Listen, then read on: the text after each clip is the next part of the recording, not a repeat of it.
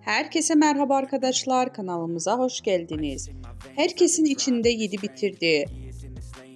Dışarıda mesafeli görüntüler veren ve çok fazla yakın gözükmeyen Hande Erçel ile Hakan Sabancı ilk kez böyle görüntülendi. Birlikte yurt dışından çıkan ünlü çift, Hakan Sabancı'nın herkesin içinde sevgilisine olan yakınlığı hayranları tarafından görüntülendi. Görüntüleri izleyen Erçel hayranları ise Hakan enişte Hande'yi yemiş, Hakan aşka geldi, Hakan biraz yavaş mı olsan yorumları yapıldı.